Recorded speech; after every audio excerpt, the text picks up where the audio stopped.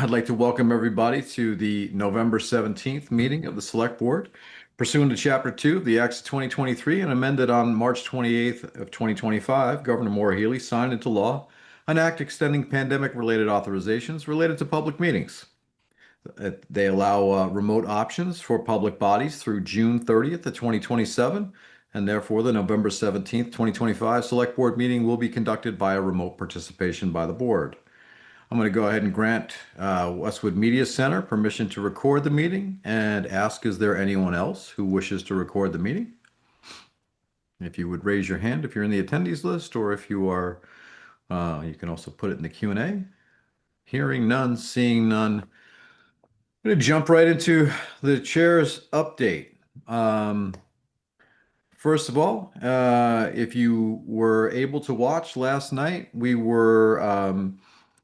met and deliberated on and selected a new town administrator that we are currently in active contract negotiations with, and that was the finalist Connor Reed, who is the current town administrator in Easton. Additionally, we also have some overnight parking restrictions to remind folks of that will take effect on December 1st. The overnight parking ban is necessary to allow us to maintain clear roads when it snows, and to ensure that emergency vehicles can get to their destinations without delay.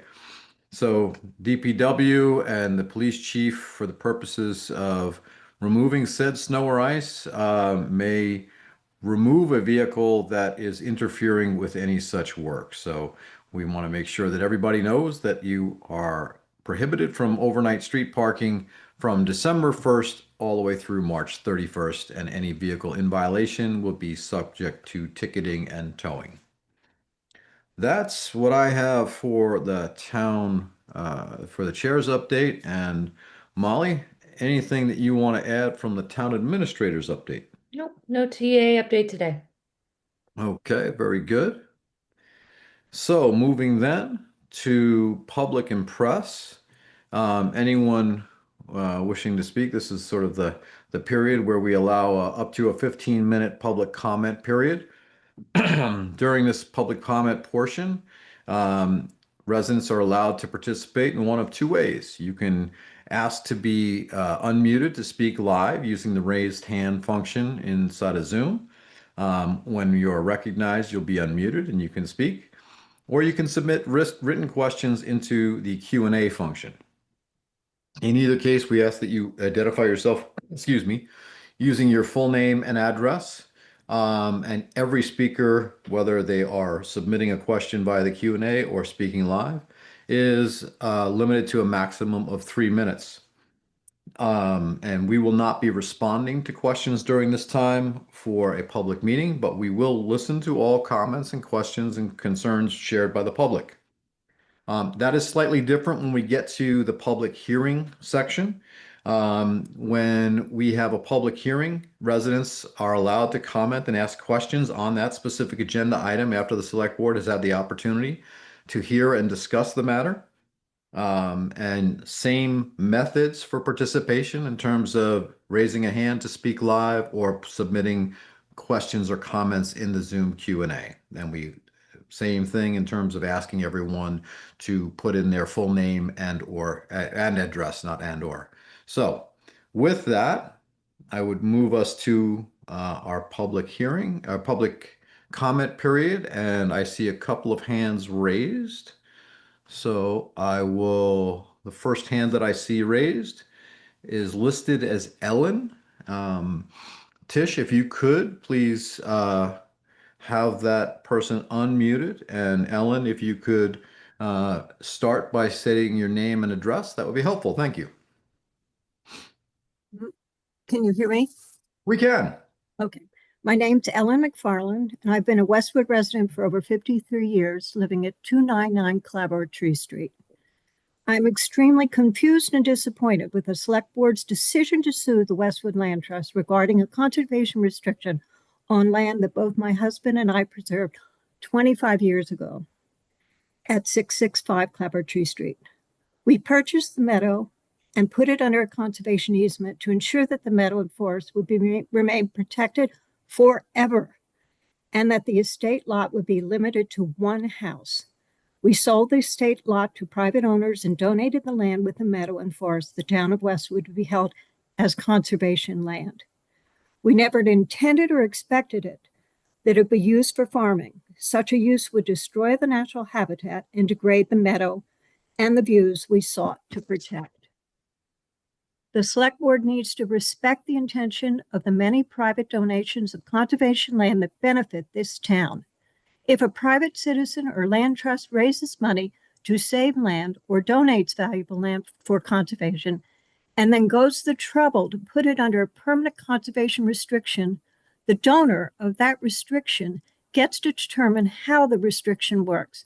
It is not up to the select board to override those intentions. The CR allows for the mere possibility of agricultural use at the discretion of the land trust. It is very troubling to me that the select board would not only disregard the expertise of the land trust, which has long history of protecting land in Westwood, but take this as so far as to sue the land trust to advance the interest of a private party. The Bean family that converted land that was used for a farming into private housing for family members. I would also like people to know that we recently offered to pay the town $475,000 for Clabber Tree Meadow so that we can protect it and end this unnecessary and wasteful litigation. The suit has already cost the town many thousands of dollars. We continue to be open to buying the land back from the town. If the select board would drop the suit and accept our offer for the land, the net benefit to the town would likely exceed over $600,000. Couldn't that money be put to better use? The monarch butterflies can't afford to lose any more habitat. Thank you. Thank you very much, Ms. McFarland. The next hand that I see is listed as Eric, and I don't have a last name there. So Eric, when you are unmuted, if you would please begin with your name and address. Thank you. Okay, can you hear me?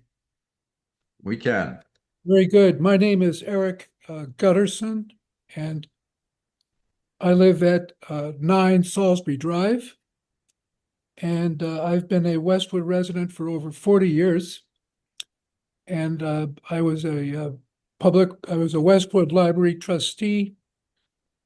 And I also was the recipient of the John Cronin Public Service Award. And this is going to sound very similar to what Ellen just said, but I am severely disappointed about the lawsuit brought against the Westwood Land Trust. These 8 acres offer ever shrinking habitat for plants, birds, and animals. Opening them up to commercial farming would destroy this safe haven for them. We are not creating more unpolluted land anymore. And once it's polluted, it is gone. It is also an attractive asset for families who are interested in moving to Westwood. It's a real asset to the town if it's left protected. I have been proud to be a Westwood resident. My children all went through public schools, but I am not proud of what the town is doing right now. And I would be extremely disappointed if this lawsuit went through, and I urge the select board to withdraw it. Thank you. Thank you, Eric, and thank you for your history of public service to the community as well.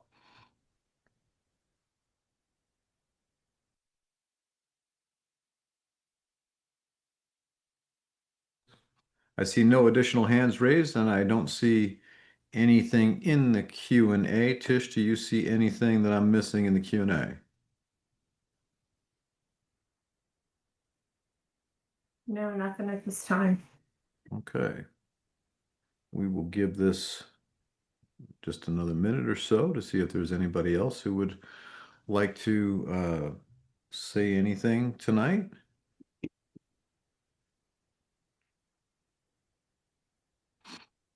All right. Hearing none and seeing none, we will move to our first bit of scheduled action, which is our tax classification hearing. And so I know Stephanie and Cheryl are both here, along with several of our members of the Board of Assessors. But before we begin, may I get a motion to open this tax classification hearing? Yes, I move that the Select Board open the November 17, 2025 FY26 tax classification public hearing. And I will second that out of necessity. Roll call, Marianne? Aye. And I vote aye as well. The hearing is open and the floor is yours. Cheryl or Stephanie, who's going to begin? I actually am, Mr. Chair. Oh, welcome. Good evening.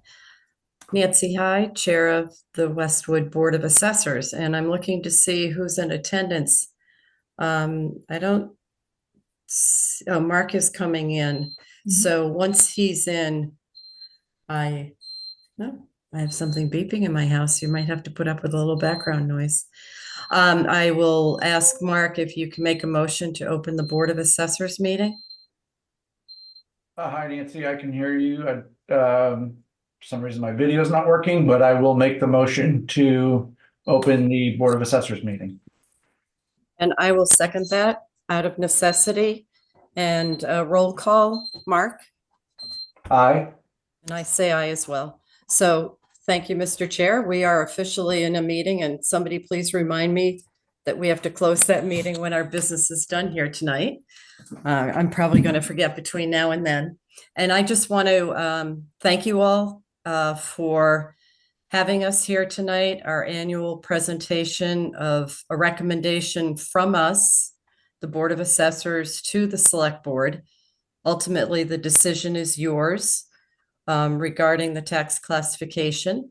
And before I turn it over to Cheryl, I just want to acknowledge her work.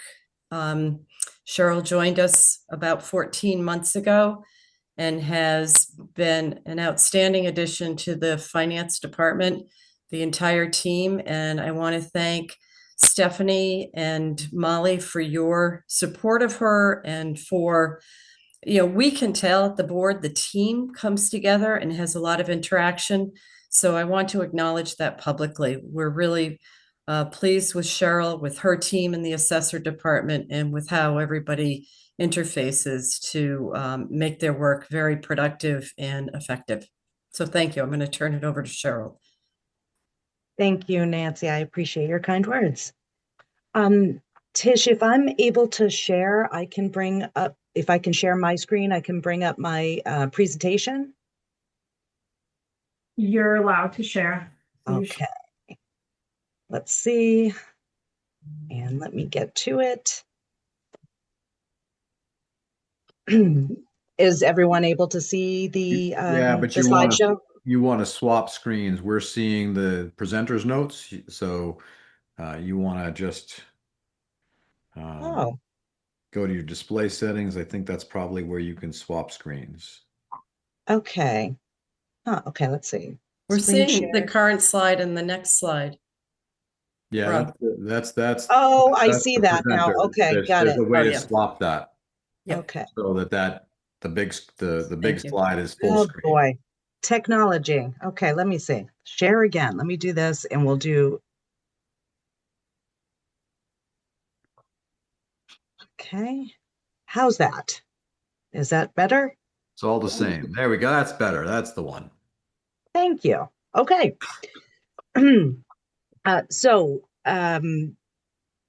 Tonight I'll be reviewing the purpose of the annual tax classification hearing, provide an update on assessed values and how they've changed since last year, and walk through the tax levy. We'll also discuss the difference between a single tax rate and a split tax rate and the impact these options would have on the average single-family tax bill and other property types. Finally, I'll present the Board of Assessors recommendation on the decision the Select Board is asked to make this evening. And before I get too far, I do want to apologize. I'm getting over a cold, so I'm very hoarse. Hopefully, I can get through the presentation. Stephanie says she's ready to jump in if I completely lose my voice, but I think I should be okay. Stop and get a glass of water as you need. Thank you very much. Before the tax rate can be set, the select board must hold a public hearing each year to consider the tax rate options available to the municipality under property tax classification. The hearing is held after the Board of Assessors have classified all properties, determined final values, and had those values approved by the Department of Revenue. The classification hearing does not determine the town's budget or how much money can be raised. It only determines the distribution of the tax levy among the property class types known as the tax shift. This slide includes important terms you'll hear during tonight's presentation. Many viewers may already be familiar with these definitions, but we included them because they can be helpful for taxpayers who might not work with these concepts every day. This presentation will also be posted on the assessor's webpage for the public to reference in the future. This slide attempts to address a very common misconception that taxes increase because assessed values are higher. I certainly understand why people feel this way, especially since home values and the cost of living have been rising for several years. However, assessed values do not determine how much money the town raises. The amount raised is called the tax levy, and it's fixed based on the approved town budget. Therefore, if assessed values go up, as shown on the left-hand side of the graphic, the tax rate goes down, as shown on the right. If the inverse is true and values go down, the tax rate increases so that we raise the same fixed amount. Much like a seesaw, when one side goes up, the other side goes down. The key takeaway is that the levy is determined by the budget and the tax rate adjusts up or down based on the total assessed value of property. That is why your taxes don't go down simply because we have a relatively low tax rate. And just to clarify on that, Cheryl, you know, because Stephanie covers this every year as she takes us through the budget and talks Yes, about, you know, what the starting point is when you take last year's number and, you know, take it up by the 2.5% that is allowed under Prop 2.5. So, you know, what you're saying here is the assessed values and the tax rate are basically the tools that we have for apportionment across the community. But that's the tax exactly right. rate is fixed. Or the tax amount, the levy is fixed. Very well said. Right. This is known as an assessment classification detail report, also known as an LA4, and it shows the total number of parcels in town and the associated value for each class of property. Westwood's total taxable value for fiscal 26 is just over 7.2 billion. That's the number circled in purple. And the average single-family home value, property type 101, is 1,250,705. If you're curious how we came to that number, you would take this 101, which is a single-family land use code, and the total value here, this 5.6 billion, divided by that parcel count of how many single-family homes we have, and that's where you come up with your average value. This is an increase of 3.8% from last year's average single-family property. Why do we change assessed values? We are required to, under the guidelines of the Department of Revenue and Massachusetts general laws, we are required to assess property at 100% full and fair cash valuation. Assessed values must reflect the market or what properties are selling for. The values for fiscal 2026 are determined as of the assessment date of January 1st, 2025, which means that arm's length calendar 2024 sales were analyzed.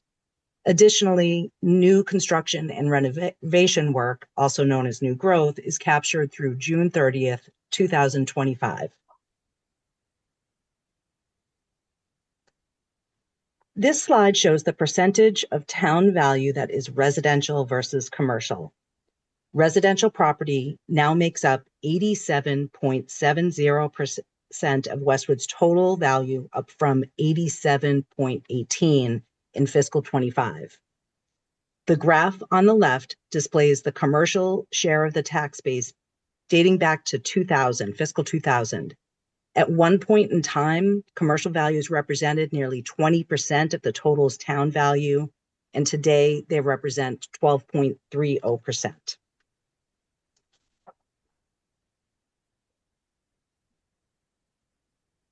The levy, as discussed, represents the total amount of money Westwood needs to raise through property taxes and is subject to Proposition 2.5 limits. For fiscal 2026, the levy to be raised is $103,265,563. To calculate a single tax rate, we divide the levy by the total assessed value of all property in town. That's that $7.2 billion I referred to from the earlier slide. For fiscal 26, that results in a single tax rate of $14.27 per thousand of assessed value. Now, if you would indulge me for just a moment, I want to circle back to that seesaw graphic. When we were talking about the relationship between the levy, assessed values, and the tax rate. So say, for example, the total value of all property in town was 10% lower. Instead of that $7.2 billion figure, the total assessed value would be in the neighborhood of $6.5 billion. So if I were to divide that same levy, the 103,265,563 by the lower 10% lower of total value, that would give me a tax rate of 1586 instead of this 1427. So the point here is that no matter what the assessed values are, we use the same algebraic formula to determine a tax rate that funds the levy, which is the fixed amount. So I'm hoping that kind of drives the point home.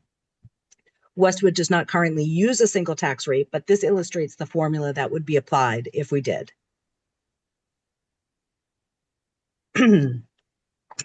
Municipalities must decide whether to tax all classes of property at their full and fair cash share of the levy, which results in a single tax rate, or to reduce the share of the levy paid by the residential property owners and shift a portion of those taxes to commercial, industrial, and personal property taxpayers, which would result in a split tax rate. Westwood has historically opted for a split tax rate. It's been around so long that I was unsuccessful in my attempts to discover what year it was first enacted. I could only go as far back as 2002, and the split tax rate was in place then. So if anyone has that little trivia question, please let me know. The Board of Assessors recommends a shift factor of 1.70 for fiscal 2026.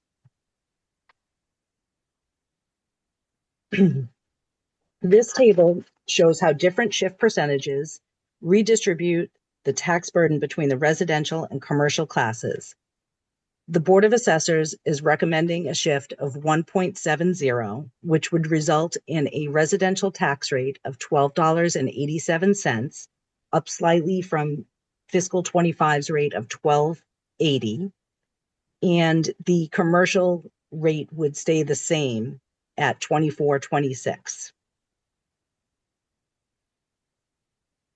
And Cheryl, okay, this slide will probably get to it, so go ahead. Sure. Okay. Let me know if you want me to go back to anything. Sure thing. If the select board opts for a single tax rate, the residential class of properties would pay 87.7% of the total levy. And that's because 87.7% of the tax base is classified as residential. If the select board opts for the recommended shift of 1.70, the commercial, industrial, and personal property class would pay a higher percentage of the levy, and the residential burden would be reduced to 79.1% of the total levy.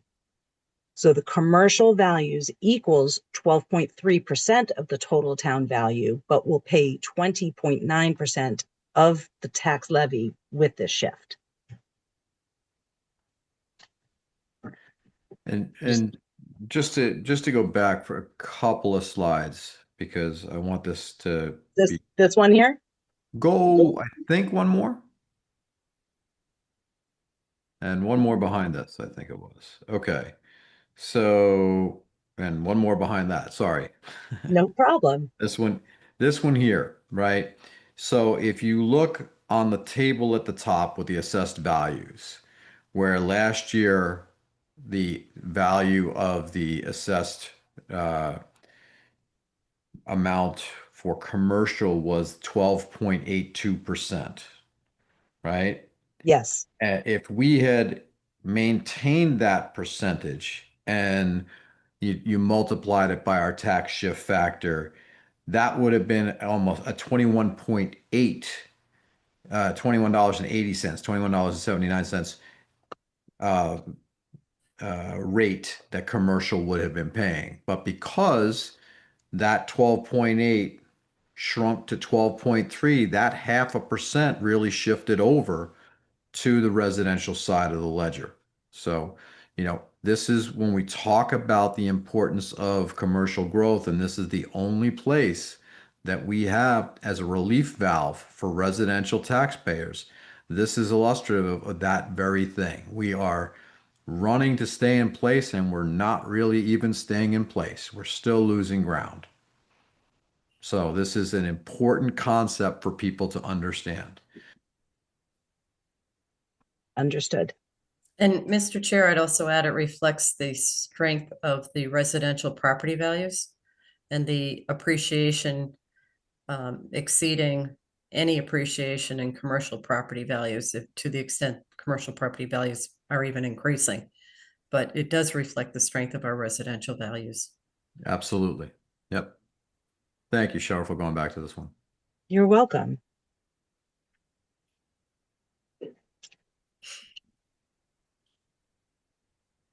So in fiscal 25, the average single-family homeowner paid $15,412. If a single tax rate of $14.27 was selected, the bill would increase to $17,848. If the 1.70 shift is adopted, the bill will be $16,097. So therefore, the 1.70 shift results in a savings to the average single-family taxpayer of $1,751. Excuse me. When recommending a shift percentage, the Board of Assessors balances the goal of providing meaningful relief to residential taxpayers with the need to maintain flexibility for future years, especially if residential values continue to outpace commercial values. This chart shows Westwood's tax rate history since fiscal 15. As you can see, the shift has generally remained around 1.70, with a brief change to 1.68 in fiscal 19 when commercial values rose. More recently, the shift moved temporarily to 1.72 in fiscal 2024 to help offset sharply rising residential values. Since residential values have stabilized since peaking in fiscal 24, the board believes maintaining the 1.70 shift is appropriate. Just some additional historical context around that time period where we raised the amount, the shift to 1.72. In addition to that being a year of significant residential value growth, that was also the first year that Pine Hill was coming onto the tax rolls as the high school rolled off. So that was why we increased the shift that year to try and mitigate some of the burden and the impact to residents. But that was there was a significant shift in the commercial residential split, as you see, dropping from 14.6 down to under 13%. Thank you for that additional context. It's very important.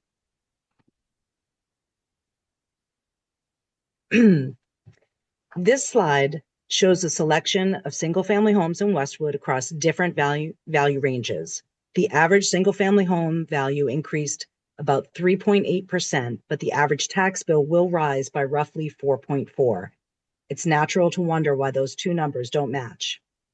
It's important to understand that tax bill increases don't always track exactly with value increases.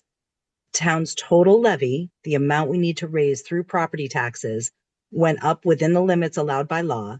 At the same time, the residential share of the tax base increased slightly, while the commercial and industrial shares decreased.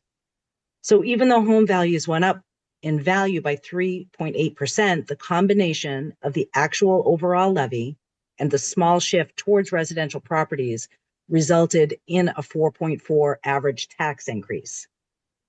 Please keep in mind these are averages. Individual homes may see higher or lower changes. And just to be clear, Proposition 2.5 limits how much the total levy can increase year to year, but it does not limit how much individual tax bills can change. And that difference between that 3.8 in assessed value change and that 4.4 with the tax shift is effectively reflecting that 0.5% shift in the slice of the pie that you showed earlier. Yes, sir. Thank you. Here is a comparison of average single-family tax bills in surrounding communities using fiscal 25 data. The reason we're using last year's data is because all of these communities, including Westwood, are working on finalizing their tax rates as we speak. While each community has different budgets, services, and parcel counts, which makes direct comparisons difficult, this does provide helpful context for where Westwood stands relative to its neighbors. And of those, if you'd go back for a moment, Yep. how many of those have split tax rates versus single payer rate?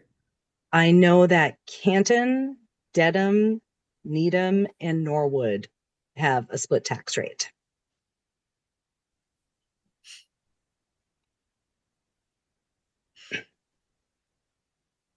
And I would imagine they have a significantly higher percentage potentially of. So I know that Dedham and Needham are at the max of 1.75. Norwood is at 1.74. They're right at the max, and then Canton is at 1.65. Do you have any idea what their percent commercial valuation is? That I don't have that data readily available for those Okay. communities. Thank you. I can look that up for future reference, though. Yeah, I think But that. yes, Rob, they have a much higher percentage than we do, as you know. Westwood is fairly limited in the amount of zoned commercial properties. Right. Limited to about 6% of our total land area in town. So, yep. Okay. Thank you, Sheriff. You're welcome.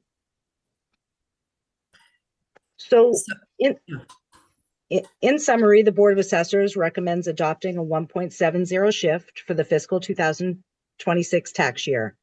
We believe this recommendation strikes an appropriate balance between supporting residential taxpayers and maintaining a competitive and sustainable commercial tax base. And at this point, I am happy to answer any questions before the Select Board makes a motion. Nancy, I'll look to you as the chair of the Board of Assessors. Any additional information that you think is germane to our conversation? I would add that it's been a fairly stable year, which I think makes all of us happy. Time to pause, and our ability to recommend a stable shift factor is good. It's nice to have room between that and the maximum shift of 1.75 should we need any way to buffer increasing taxes to residential properties down the road. I think we're comfortable that the split tax rate should be maintained. And I think in the scheme of all the things that you deal with, it probably is helpful that there's that stability and recommendation that the shift is the same as last year and reflects the general trend of the last decade or more. Thank you, Nancy. Before we open the floor to questions, Marianne, do you have any questions for either Cheryl or the Board of Assessors? Yes, thanks, Rob. And Cheryl, thank you very much for that presentation and for all of your work. Thank you, Steph, to you and your team. And thank you, Nancy, Mark, and Chris, the Board of Assessors, for all of your work and public service on this. This is excellent work. Nancy, I just wanted to ask you, you alluded to this just now, but for someone who's looking at this and hearing that the maximum tax shift we could do is the 1.75. 175. So someone might be thinking, well, why don't we just go to the maximum? Could you just flesh out your thinking on that for us, please?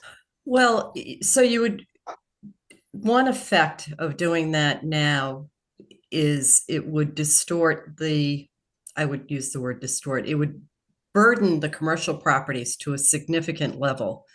And I think we all can see around our areas that commercial properties face a lot of challenges. Westwood's done pretty well, but there are increasing amounts of retail storefront vacancies. Office properties in Boston and in the suburbs have experienced a lot of vacancies. So if we were more aggressive, I would call it, in our tax shift, that would shift a greater burden onto commercial properties at a time when that's very challenging.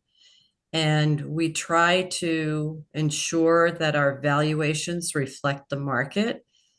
What we have on the commercial side are no transactions in 2025, sales transactions. So if we started increasing the tax rate, have no sales transactions, we may spur on abatement requests that we would need to process, and that would go against the tax levy or the overlay, excuse me, the overlay. That's not a great outcome on the commercial side. So we're always trying to find that balance.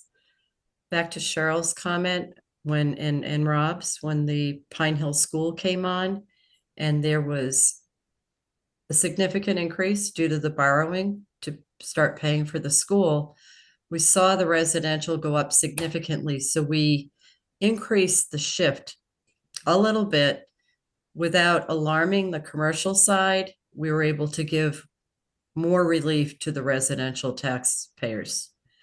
So it's a tool that we don't want to abuse and not keep looking at the whole picture.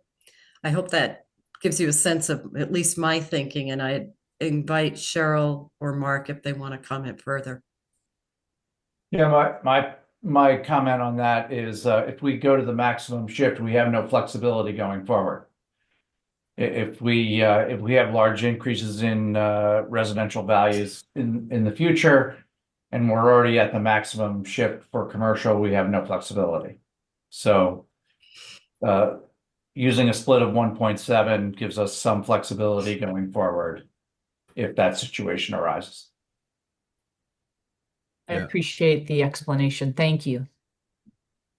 Thank you both for that explanation. And I think as Nancy, you alluded to earlier, this is a sign, the stability is a good thing. It's also a sign, when the commercial value, when the residential values are continuing to remain strong and grow. As Stephanie will tell us probably in our next meeting about when we're talking about budget, the strength of the stability of our tax base is one of the good things from the AAA bond rating is, we're not dependent on sources that are highly fluctuating. So, but all of this continues to put a real clear lens on the fact that our commercial tax base is something that we need to really keep an eye on and try to grow, because that is the only relief valve we have for residents. So I'm comfortable with the board's recommendation at the 1.7. And as such, I will open it to the community for any questions that they may have.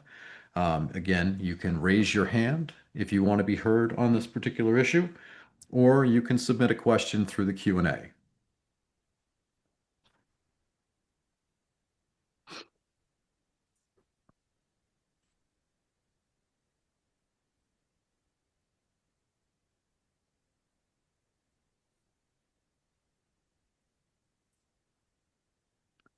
All right, hearing and seeing no questions on this particular hearing item, I would entertain a motion. I move that the Select Board act upon the recommendation from the Board of Assessors to vote to approve the tax classification factor for FY 26 of 1.7 for the fiscal year 2026, and to authorize the town administrator's office to electronically sign on their behalf the notification of our vote, the select board's vote, to be filed with the Department of Revenue. And I will second that out of necessity. Roll call vote, Marianne. Aye. And I vote aye as well. Cheryl, thank you very much. Nancy, Mark, and Chris, who is not here, thank you all as well. Thank you. I'm gonna pipe in Mr. and give Chairman, Nancy, point of order. I was gonna Cheryl wants to remind, say something. I just wanted to remind Nancy to make a motion to adjourn our meeting. Yes, I was Yes, going to I do will. the same. Oh, Thank you. thank you, Pat. I So was I. invited it. Mark, I'll accept a motion to adjourn the meeting of the Board of Assessors. So moved. And I will second that, also out of necessity. Mark, your vote? Aye. And I vote aye as well. Thank you all very much for your caring and your understanding of this material. It's a lot to conquer, and I know each year we throw more at it, but I think Cheryl's created a wonderful document that will live on the website, as she said, so that it's available, and hopefully it serves as a valuable resource. Thank you all Thank very you much all. for being here tonight. Thank you, Mr. everyone. Chairman, everyone. further point of order. I understand the point of order there, sir. And Marianne, if you would, please do the honor of making a motion to close the public hearing. I move that the Select Board close the November 17, 2025 FY 26 tax classification public hearing. And I will second out of necessity. Roll call vote, Marianne. Aye. And I vote aye as well. The hearing is now closed. Good night. All right, we are now moving on to our next agenda item, which is the bond sale. And Stephanie, I believe you and Kathy are going to take us through the particulars on this. Yes, thank you. I'm just going to share my screen if that's okay. Only a 4-slide presentation tonight, so I'll keep it quick. Thank you. Thank you. Good to see you, Kathy. Yep, Kathy Foley's here too, our assistant town treasurer. All right. So tonight I'm just going to provide an update on our recent long-term bond sale, including our credit rating review and the results from the November 5th issuance. The sale supports several important capital needs and positions the town well from a long-term financial management perspective. So before this issuance, since it was long-term debt, we had a full credit review with Standard & Poor's, which is our credit rating agency. That was completed just prior to the sale. So they reviewed a wide range of financial materials, our annual financial report, our budget, financial policies, OPEB pension planning, capital plan, and our financial forecast. They also conduct a deep dive into our reserves, budgetary controls, capital practices, and internal financial processes. It's a rigorous, comprehensive review, and we consistently maintain strong practices that reflect well in the process. So great news, and I know this went over a little bit at one of your previous select board meetings, but just to go over it one more time, Standard & Poor's did reaffirm Westwood's AAA credit rating, which is great. It's the highest rating available. They highlighted our conservative budget management, strong revenues, stable financial position, and our robust tax base. So this rating reflects the work of many people, Select Board, Finance and Warrant Commission, and all town staff, really. So I want to thank, in particular, our town accountant, Maria O'Leary, our assistant treasurers here tonight, Kathy Foley, and the interim town administrator, Molly Fitzpatrick, for being on this call with me, which was a hoot, I'll tell you, had a great time, and all provided some valuable information. Only about 20% of Massachusetts communities hold a AAA rating with S&P. So we're in good company, and this directly benefits residents because a higher rating means lower interest costs when we do borrow. So here's really the meat of it. We completed a long-term bond sale for $7.486 million, which after receiving a premium was resized down to $6,975,000. This was a competitive sale. We received 4 strong bids, which was great. Fidelity Capital Markets submitted the winning bid with a net interest rate of 3.12%, which is an excellent rate in today's market. We had a follow-up call with our financial advisors, and they sent us some comparables of other communities with AAA ratings around the same time that had sales, and it was right within that range. So great rate. The funds that we received from this support several approved capital items, including what's listed here. So a number of projects that have been approved at town meeting over the last 3 years, 2022, 2023, and 2024. So good for a number of reasons, one of which is just cleaning up some debt from the last couple of years. So with this sale, we now only have one remaining authorized, not yet issued, which is great, which is the Conant Road Culvert Project, which was approved at the 2024 annual town meeting. That is scheduled to receive a 75% reimbursable grant. So we're just going to hold off borrowing until we make sure that that project's going and what's coming from that. Good to highlight regarding the school borrowing, we issued the major portion, if you remember, back in August of 2022 for $60 million for the Hanlon Deerfield project or the Pine Hill School. Debt service for that project began in FY24, which was mentioned earlier tonight, and that was timed with the roll-off of the high school bond in FY23, which helped smooth the tax impact. Importantly, we do not need to issue any additional debt for the school project. So we're able to complete construction using the original borrowing amount, MSBA reimbursement monies, and ARPA funds and mitigation revenue. So that $60 million will be the only long-term debt that we do for that project. So overall, this borrowing positions the town very well moving forward. We secured a very strong interest rate due to the AAA credit rating, and we continue to manage our long-term debt responsibly by timing issuance with prior roll-offs and keeping our reserves and financial practices strong. I will highlight too, because I didn't yet, this is not exempt debt, so this is all non-exempt. It will fall within our normal year-to-year debt budget. And I'm happy to take any questions. I have no questions. Mary Ann, do you? I know this was really strong work stuff by you and the team, and I know there's a great deal of very specific language that goes into the drafting of the bond. So, Mary Ann, any questions for Stephanie or Kathy? No questions, just thanks for all of the great work that led to this result. This is great news for Westwood and underscores our very strong financial position, which is the result of so much work over so much time. So thank you all. Thank you both. So tonight you'll vote. There's a vote in the packet. And then also tomorrow by 10, we just need at least one more signature. I had the clerk of the board, which is great. We got Joe to sign the other night. So that's good. We just need one other member to sign. And then our town clerk will be signing and sealing around 10 o'clock tomorrow. And then the courier will be coming to pick the paperwork up at noon. I will stop by as I head into the office. So happy to swing by and do all the signatures. Great. Thank you. And I'm happy to make a motion.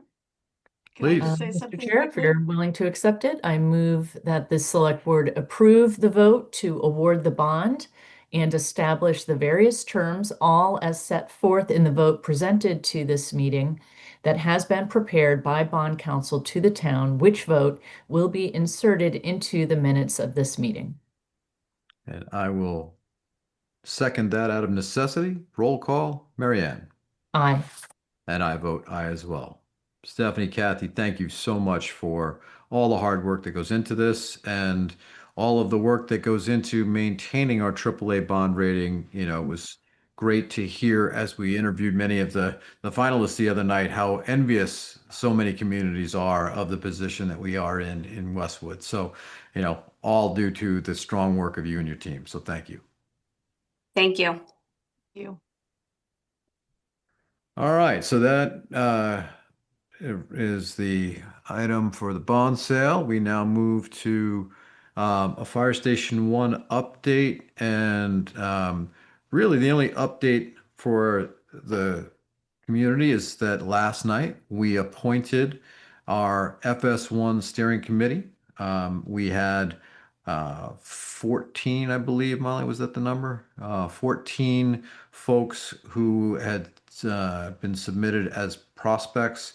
We ended up expanding the group from the original intended 7 to 9, which is great because that allows them to meet and still establish a quorum and continue to get things done, even though they may not always have everybody there. It allows things to continue to move forward. So, with respect to that group beginning their work, I know, Molly, we're going to start to contact them and get probably a Google poll out for as quickly as possible so they may begin their work. And Marianne, I don't know if any of the folks who you had spoken with or Joe had spoken with had expressed an interest in sharing it, but I can tell you that one particular person that I spoke with, Ford Spalding, had offered to chair the group. And given that he had served as a select board member in another community and has done several things along these lines, I would propose making him the chair if you are so inclined. And we can get this group together as quickly as possible. And then I'd like to make sure that, we give them a really clear set of marching orders in terms of what we expect and by when. Mhm. I think that's a great idea. To answer your question, no one that I nominated in my discussions did volunteer to be the chair. And as you know, it's often difficult to get that kind of a commitment, given how busy folks are. So I think it's wonderful that Ford has volunteered to do so. I think he would be wonderful given his prior experience in town government. If we're thinking of a vice chair, I would make a suggestion, although I haven't spoken to the folks that I nominated, but I would recommend Jody Petroselli as vice chair. And we'll need to get her buy-in, but I think she would do a great job. And no one can ask a tougher question than Jody, and I think she would be great in that role if she's so willing. And if you think I think she that's a would good be, idea. I think she would be a wonderful person in that role. She and I spent probably 2.5 hours sitting in my backyard after the second vote, having a lengthy discussion on things. And I know she has a real good perspective on things and is, a very, very thoughtful and thorough person. So I would be supportive of that. If you would like to follow up with her and see if she is willing, I would be thrilled to have her serve in that role. Great. I'd be happy to do that. I'm going to ask Molly, would you just go through one more time the names of the final appointees? Yes, give me 2 seconds to pull it up. Sure thing. That way everybody knows. You can watch last night's meeting. Last night's meeting was a very brief meeting because our only agenda items last night were to name the person to the town administrator role and then also to appoint these bodies. But we can certainly give the folks in attendance or watching at home tonight, since this is a regularly scheduled meeting, the list of folks who are going to serve on the FS1 steering committee.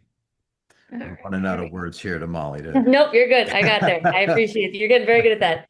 All right, so the group will be made up of Nancy James, Sarah Cantley, Ford Spalding, Ken Aries, Jody Petroselli, John Cummings, Peter Bean, Harry Davis, and Paul D'Elia. Very good. Delay. Delay, Yeah. sorry, thank you. That's right.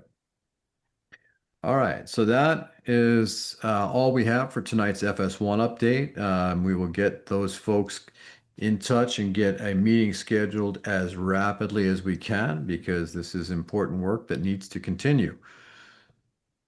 All right, that completes sort of old business. We do have, I know Molly, you have something under new business with respect to an agreement with the Westwood Police Association. So I I will do. turn it So to you. I'm pleased to report that the town has reached a tentative agreement with the police union. So this is one of our 6 bargaining units, 5 of which expire this coming June, June 26th. So this agreement allows us to get well ahead into the next cycle.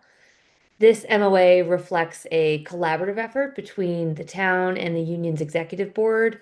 I'm not going to get into all the details of the components, but it includes a lot of clarifying language in several sections, as well as updates to their promotional policy. The financial elements have been thoroughly reviewed by our finance director, Stephanie. Thank you, Stephanie. And we can confidently say that the agreement falls within our sustainable budgeting model. So tonight, I'm asking the board to ratify this MOA, and I'm happy to answer any questions that you may have on it.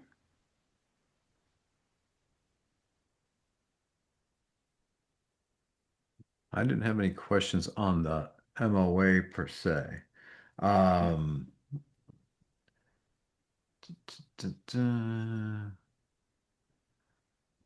Just looking at one other thing.